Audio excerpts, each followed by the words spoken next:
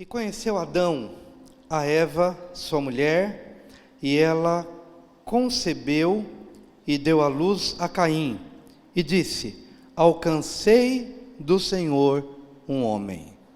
Vamos de novo esse versículo? E conheceu Adão a Eva, sua mulher, e ela concebeu e deu à luz a Caim, e disse: alcancei do Senhor um homem. Amém.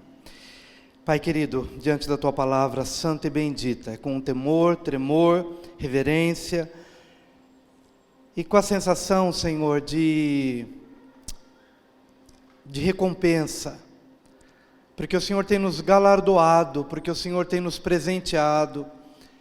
Não merecemos coisa alguma, mas pela graça do Senhor somos favorecidos, e o Senhor tem rasgado os céus para que possamos compreender aquilo que até então era mistério, mas que hoje nos tem sido outorgado gratuitamente em Cristo Jesus. Dá-nos então, Senhor, essa percepção espiritual, olhos abertos, corações dilatados, ouvidos abertos, para que não venhamos a nos perder em meio a tantas coisas que o Senhor tem nos mostrado, especialmente neste tempo da nossa história, neste tempo da nossa vida. Te louvamos por isso, Senhor, e é com alegria que queremos compartilhar essa palavra com os nossos irmãos, e que Teu nome seja glorificado. Dependemos de Ti, em nome de Jesus. Amém. O título da mensagem dessa noite é Prazer em Conhecê-lo. Vamos dizer isso para o nosso vizinho? Prazer, cumprimenta ele, prazer em conhecê-lo.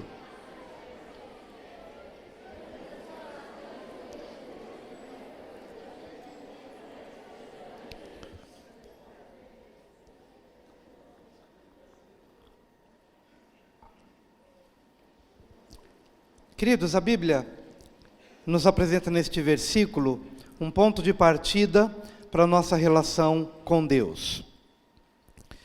E conheceu Adão a Eva, sua mulher, e ela concebeu e deu à luz a Caim, e disse: alcancei do Senhor um homem. A palavra conheceu aqui, ela significa intimidade sexual. Porque na mente do hebreu, na mente do judeu, o conhecimento ele é um pouco diferente da concepção que nós temos de conhecimento. O conhecimento na mente do judeu, inclusive essa palavra conheceu, das 11 versões que nós pesquisamos, ela se encontra exatamente assim, conheceu, na sua maioria. Das 11 versões, 6 versões usam a palavra conhecer. Conhecer para intimidade sexual. As outras, coabitou, ou teve relações, ou juntou-se, e algumas outras, apenas numa tentativa de aproximar do entendimento contemporâneo, e não se preocupando tanto com a raiz da palavra, não se preocupando tanto com a palavra original, mas todos aqueles que tiveram uma preocupação de encontrar uma palavra mais próxima do original, usaram a palavra conhecimento. E conheceu, Adão conheceu Eva, teve intimidade sexual com ela, porque na mente do judeu, conhecimento é experiência. Conhecimento é experiência. Conhecimento é intimidade.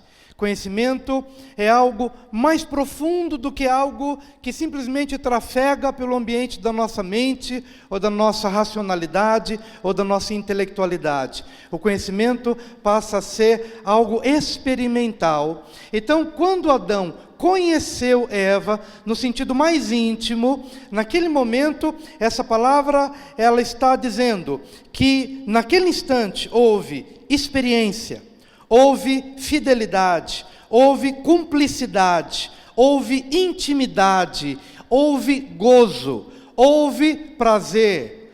Houve algo que completou a ambos, porque a experiência que eles tiveram, unindo-se, tornando-se uma só carne, foi uma experiência para além do pensamento, do sentimento, da razão. Foi algo profundo, conhecimento. E quando a gente começa a enxergar essa palavra, a gente vai entender que Deus estabeleceu a intimidade do casal como um ponto de partida para a gente compreender a nossa relação com Deus. Porque essa palavra que a princípio é usada na relação sexual, ela é aplicada na nossa vida para com Deus, ainda que a gente tenha de compreender que a intimidade sexual é algo físico, é algo para o casal, mas a intimidade para com Deus, ela é mais ampla, ela não tem a conotação sexual, claro, mas ela tem todos os desdobramentos e todas as implicações de uma relação profunda, que implica intimidade, inteireza, completude, algo a dois, algo que envolve gozo, algo que envolve sentido, algo que preenche a nossa alma, preenche o nosso espírito, preenche o nosso ser, uma experiência, algo profundo, que envolve duas pessoas, fidelidade, cumplicidade e nudez. Deus se desnudou diante de nós. Por mais que na minha relação com Deus eu necessite fazer a devida peneira e tirar da minha mente apenas a relação de intimidade, marido e mulher, e começar a compreender de verdade. Deus se deu a conhecer, e de uma forma profunda. É tão interessante que quando Jesus estava ali na cruz do Calvário, Ele se desnudou diante de nós.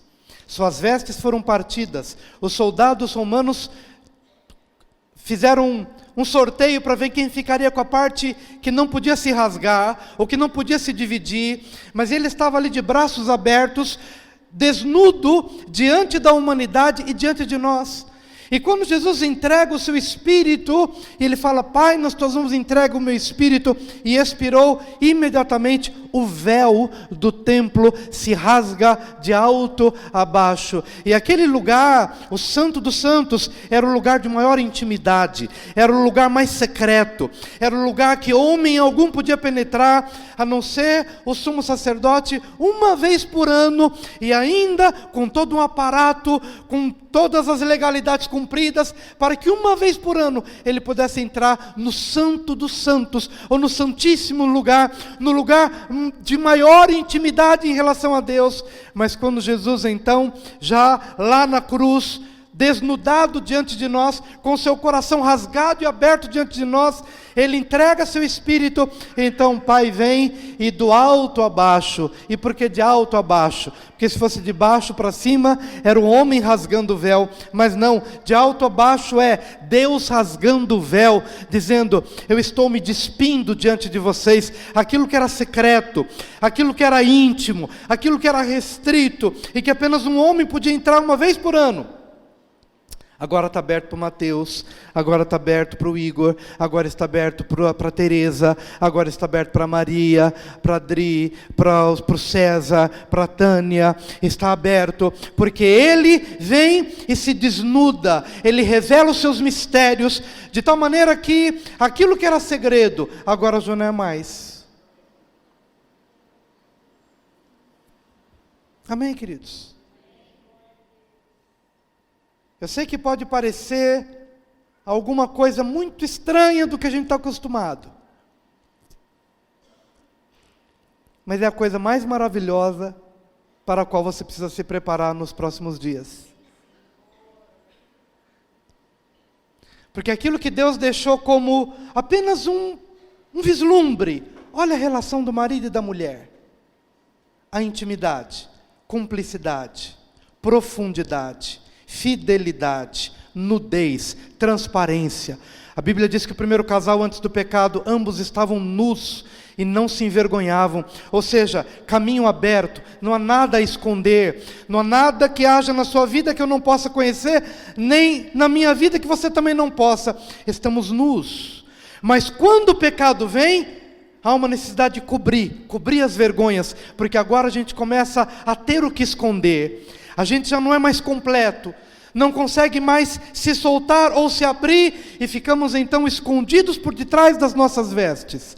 Até que vem Jesus e remove as vestes, até que vem Jesus e remove o manto, para que então, aquilo que era uma figura, marido e mulher na sua intimidade, olha, há algo que eu quero que vocês conheçam a partir disso, que é o que eu tenho reservado para Cristo e a igreja.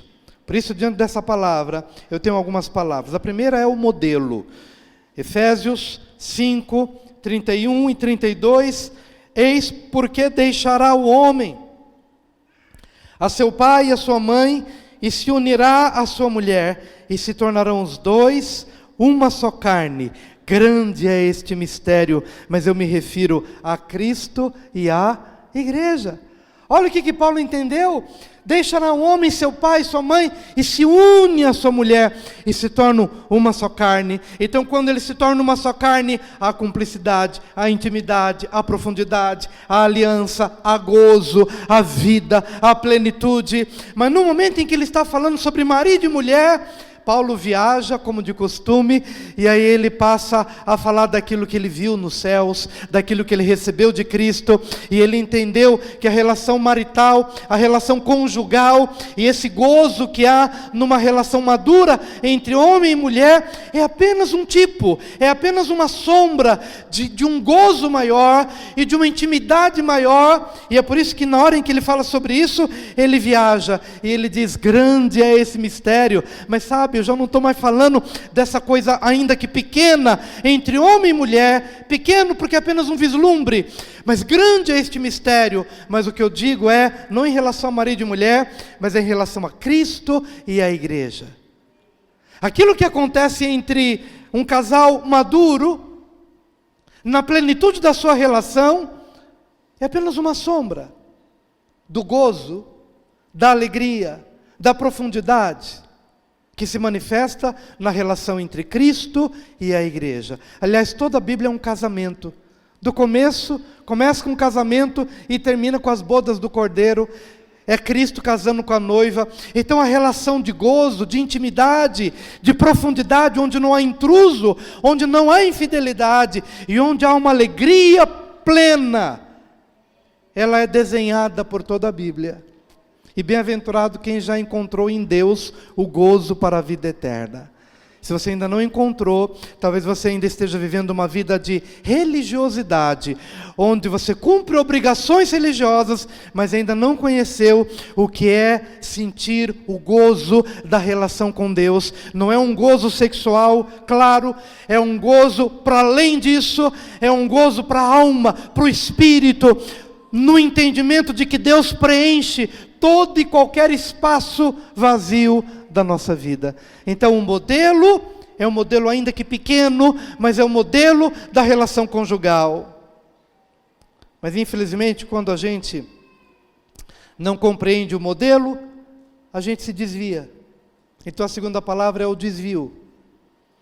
E é por isso que nós vamos para Mateus capítulo 7, de 21 a 23,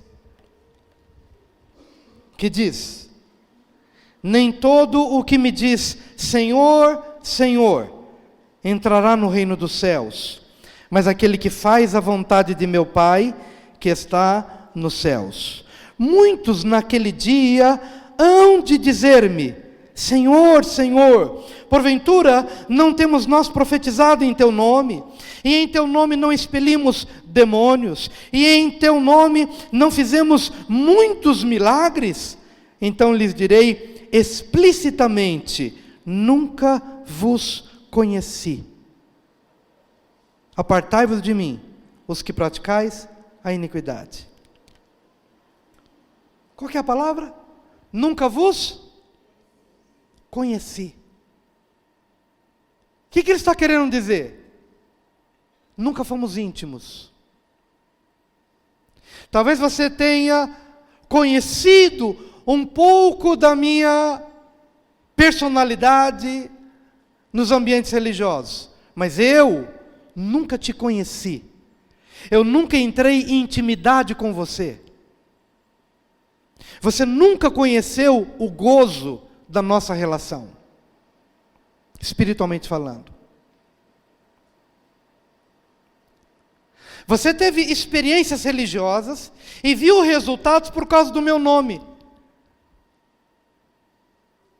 Mas eu não te conheço. Olha que coisa interessante. Não é a pessoa que não conhece a Deus. É Deus que diz, eu não te conheço. Eu nunca entrei na tua intimidade. Você nunca rasgou seu coração para mim. Você nunca se desnudou para sentir o gozo da minha presença, da minha palavra. O que você fez durante a sua vida religiosa foi maçante, foi por obrigação. Você não via a hora de acabar. Senhor, mas olha os resultados. Tudo bem, no meu nome todas as coisas podem acontecer, mas você viveu a sua vida inteira privado do gozo de uma relação que é a relação que dá sentido, que traz significado, que traz identidade. Uma relação que de verdade é a única que faz sentido. Você já procurou ficar 5 minutos tentando conversar com uma pessoa com quem você não tem afinidade nenhuma? 5 minutos parece uma eternidade, não é? Você puxa assunto, especialmente se você é mais retraído. Mas por não haver ligação, você olha no relógio, puxa, eu pensei que já tinha passado meia hora, mas só deu 5 minutos. Por quê? Porque você não tem afetos. Mas você já ficou 2 horas com uma pessoa diante de quem você pode se desnudar, se não sexualmente falando, mas pelo menos o gozo da presença daquela pessoa? 2 horas, gente, 2 horas, parece que foram 5 minutos. Por quê, queridos?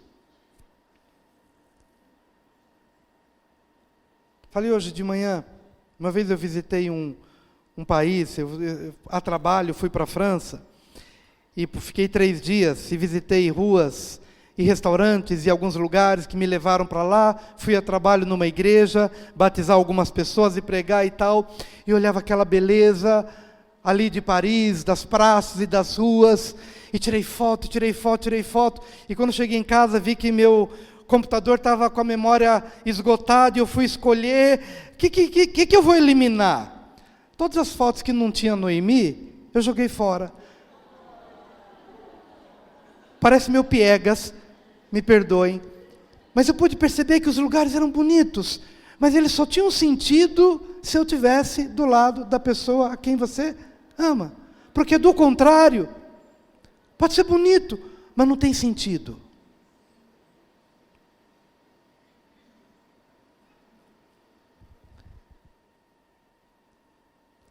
Quando Deus fala para essas pessoas, nunca vos conheci, nunca entrei em intimidade com você, você nunca gostou de estar comigo. Você tirou foto do mundo, você desenvolveu um ministério extraordinário, e você esteve com milhares de pessoas, mas eu nunca te conheci.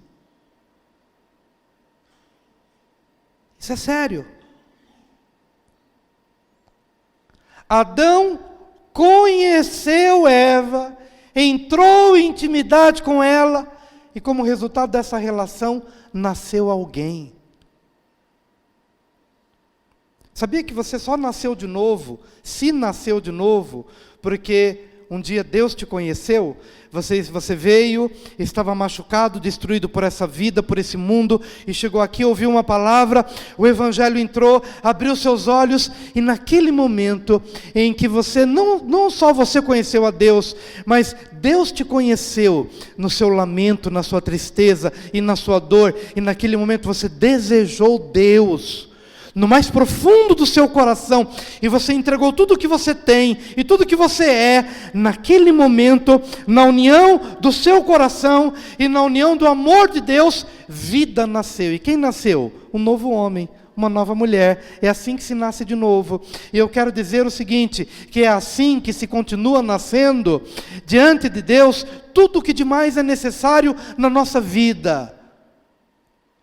Um ministério só nasce nessa relação de intimidade com Deus.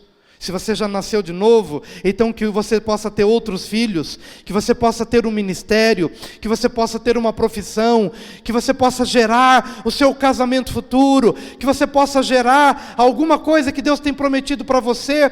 Mas eu quero dizer que para que alguma coisa possa nascer, e que possa vir de Deus, tem de vir como resultado dessa intimidade, de quarto fechado, de luzes apagadas, de vida diante de Deus, e diz: Senhor, eu te desejo mais do que tudo na minha vida, Tu és a minha alegria, Tu és o meu gozo, Tu és a minha esperança, eis-me aqui, Senhor, completa na minha vida o que Tu queres, faça-se não o que eu quero, mas o que Tu queres. Aí seus olhos se abrem, seu coração se abre, e você começa a ver filho, você começa a ver marido, você começa a ver esposa, você começa a ver ministério, você começa a ver os filhos espirituais que hão de ser gerados a partir dessa intimidade profunda com Deus. Porque do contrário, suas conquistas serão meramente humanas, não serão filhos espirituais. Temos dito ultimamente que nós queremos é Isaac, não queremos Ismael. Nós queremos é Jacó, e de preferência um Jacó já transformado para Israel, e não Esaú. Só que o Israel, o Isaac, só pode vir como resultado da intimidade do cristão genuíno com um Deus genuíno.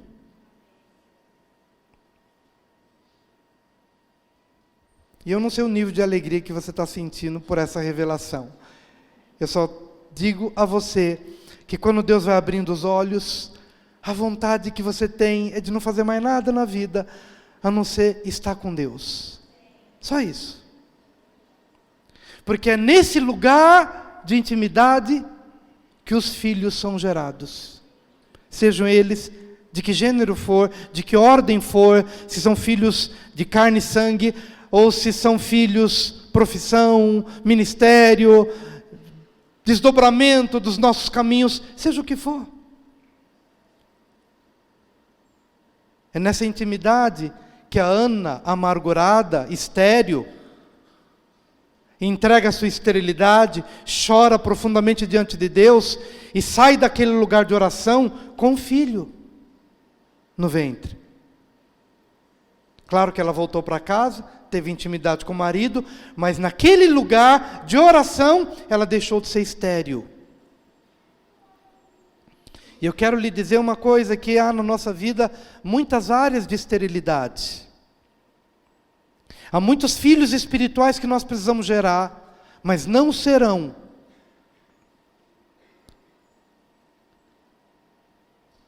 Se essa palavra do Mateus 7, 21 a 23, for a nossa realidade na nossa vida. Ou seja, você tem feito muito, trabalhado muito, realizado muito, mas tem um problema: eu não te conheço. E se eu não te conheço, nenhuma vida pode brotar se não há intimidade. Nada pode ser gerado se não nascer de mim, Deus. Deus falando com a gente. Então é no altar que você segura seus filhos. É no altar que você sustenta seu futuro. É no altar que as nossas esterilidades são curadas. E isso em meio a muito gozo. Porque Ana, quando, repetindo o exemplo dela, estéril, sofrendo gozação da sua rival, e entristecida e amargurada, mas quando ela se desnuda, espiritualmente falando, quando ela rasga a sua alma diante de Deus, a Bíblia diz que quando ela se levantou daquele lugar de oração, sob o ministério do sacerdote Eli, ela já não estava mais amargurada. É como se ela tivesse sido envolvida por um gozo sobrenatural, que arranca a sua esterilidade, e faz com que ela possa então gerar. E então ela volta para casa, se relaciona com o marido, mas ali ela já não é mais estéril. Vida é gerada. A minha alegria é saber que estamos lançando uma semente. E uma semente profunda no coração de cada um, pelo Espírito e pela Palavra, para que você volte para casa e seja não um religioso, mas que você seja alguém que fica na presença de Deus até ser invadido por essa experiência tão profunda, de maneira que você possa sair de lá com a certeza de que o tempo que você passou diante de Deus não foi necessariamente de muitas palavras, porque quando você está com a pessoa com quem você ama, você não precisa de palavras.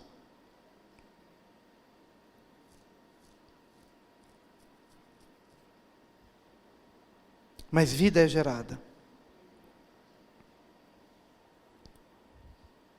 E o desvio é esse. Tudo bem, você fez tudo isso, mas tem uma coisa: não te conheço. E quando ele fala, apartai-vos de mim os que praticam a iniquidade, o problema é a iniquidade? Não, porque para a iniquidade, Jesus fez provisão na cruz do Calvário. Para o pecado, Jesus morreu para levar nosso pecado. Então a iniquidade não é um problema, mas a iniquidade é apenas uma constatação de que não houve nascimento. É uma constatação de que não houve mudança na essência. E porque não houve mudança na essência, o pecador vai continuar produzindo pecado. Quantos conhecem o pé de abacate? Como é que se chama o pé de abacate? Abacateiro. Então, o pecador é um pecadeiro. Ele é um pé de pecado.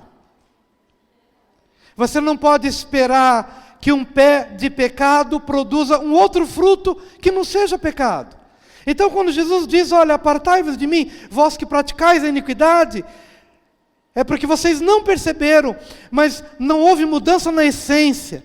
Nenhum filho espiritual foi gerado da nossa relação. Por quê? Porque não houve relação, não houve intimidade. Então você não passa de um pecadeiro, de um pé de pecado, que sabe produzir como única coisa na sua vida, pecado e iniquidade. E nada mais, porque se tivesse nascido um novo homem, ou uma nova mulher, espiritualmente falando, o resultado seria outro, seria justiça, seria bondade, seria misericórdia, seria intimidade com Deus, seria renúncia das coisas deste mundo, para se abraçar os valores do reino. Mas apartai-vos de mim, vós que praticais a iniquidade, porque a vossa iniquidade é apenas uma constatação de qual é a espécie dessa árvore.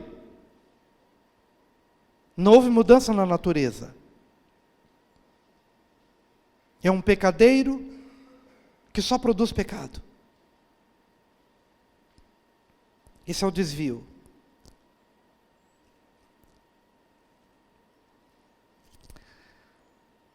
Agora, nessa caminhada, queridos, há algumas ciladas. E as ciladas são,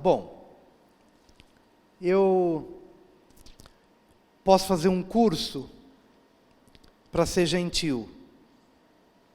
Aí eu começo a fazer um curso para ser gentil, porque eu descubro que sendo gentil, eu consigo emprego. Que eu começo a fazer um curso de oratória, e nada contra a oratória, a não ser que você faça apenas preocupado com as exterioridades da sua vida, sem se preocupar com a essência. Porque há cursos para tudo, para me ajudar a ser gentil, a ser educado, a ser sorridente, que me abra portas. E então, as ciladas do caminho é quando eu vou aprendendo a ser uma pessoa que vai, então, lidando com isso e com aquilo. Eu aprendi que se eu der um sorriso vai dar certo, tá? Então eu dou um sorriso e a pessoa, olha que pessoa simpática. Só que quando eu viro as costas, eu vi que a minha técnica funcionou, mas o meu coração continua odiando aquela pessoa para quem eu sorri. E essa é a cilada da maquiagem. Quando a gente começa a perceber que os bons modos, que a gentileza, ou que algumas técnicas que a gente vai adotando na nossa vida, vão nos abrindo portas, e a gente vai se empolgando, e achando que, puxa, que legal, eu vou para a igreja, e eu consigo ser amigo de todo mundo, que legal, todo mundo gosta de mim, eu fico feliz da vida. Só que quando eu estou em casa, ou quando eu estou com algumas pessoas mais íntimas, eu começo então a a jogar o veneno em relação às pessoas diante de quem eu sorri, pessoas a quem eu abracei e que eu estou de portas abertas com ela. E porque essas coisas vão dando certo, do ponto de vista relacional, eu vou me descuidando das interioridades do meu coração, e estas são as ciladas.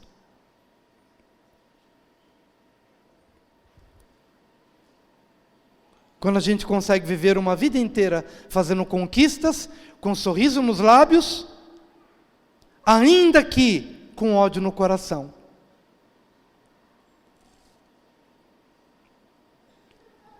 Quando eu leio em Provérbios, talvez de imediato você não se identifique com essa passagem, porque está falando do caluniador.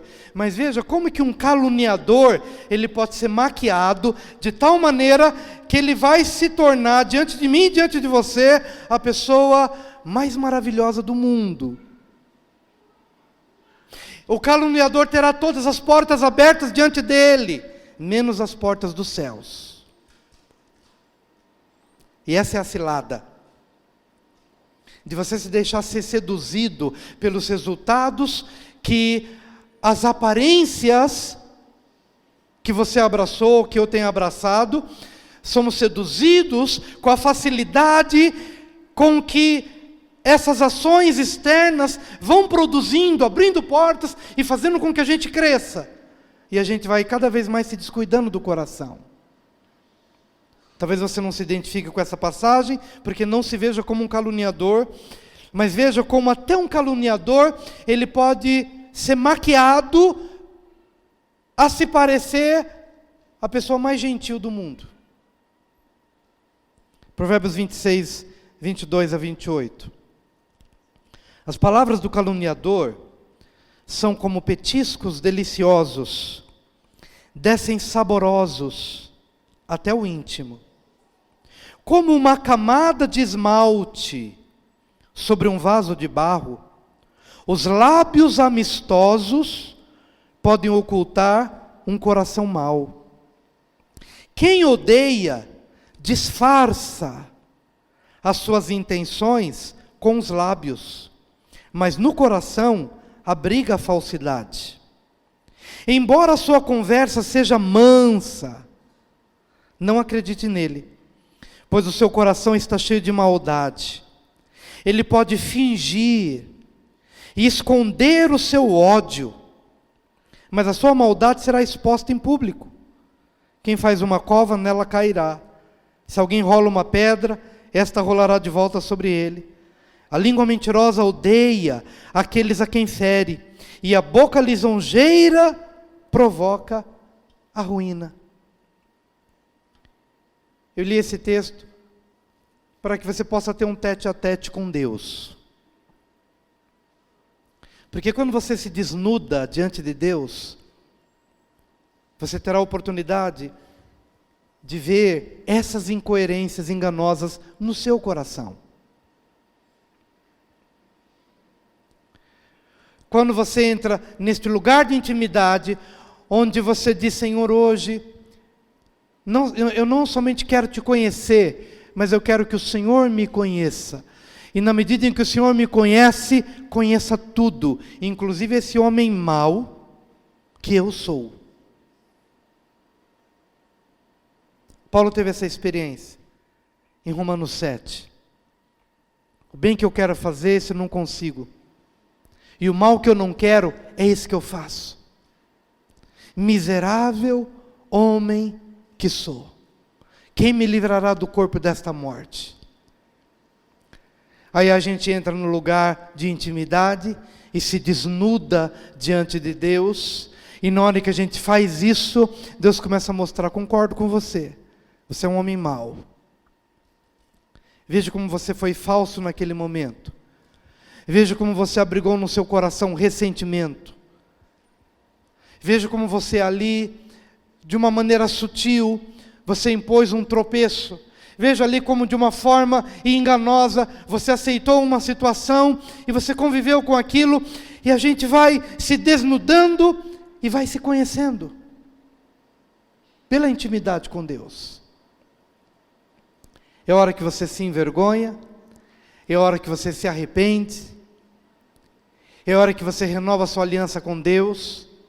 É a hora em que Deus te cura das suas incoerências. E só aí é que nasce um novo homem. E nasce uma nova mulher.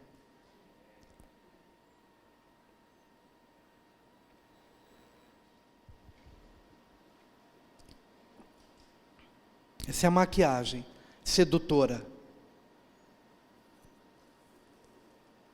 Você vê que as coisas dão certo, mesmo estando você em pecado. Então você pensa assim, puxa, deu certo, então eu posso continuar do jeito que eu estou, porque as coisas vão continuar dando certo. Mas um dia a conta chega. Não te conheço. Eu nunca entrei na tua intimidade.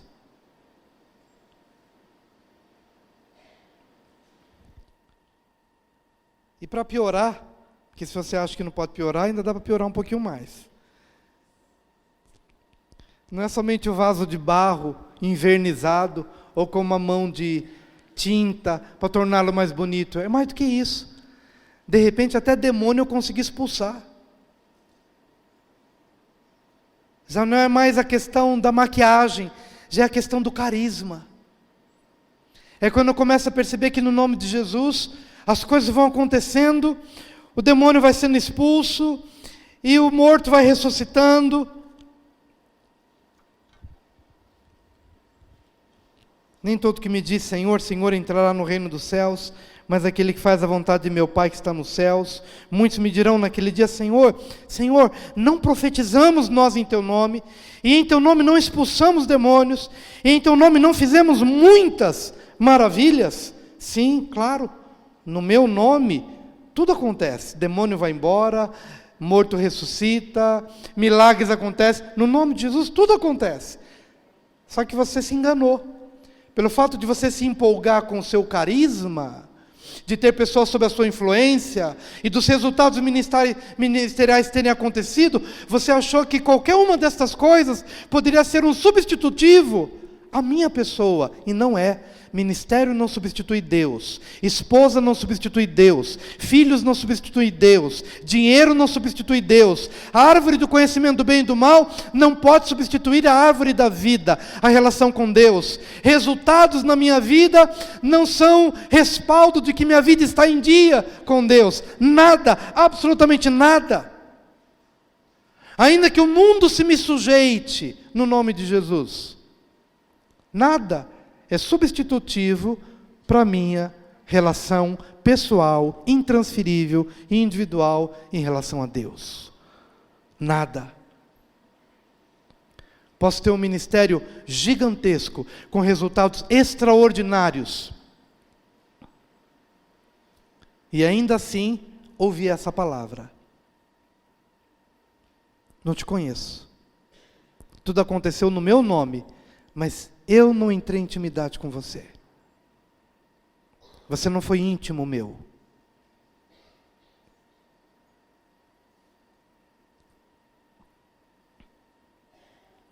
Então, se a gente consegue, enfim, se livrar das ciladas da maquiagem e do engano do carisma,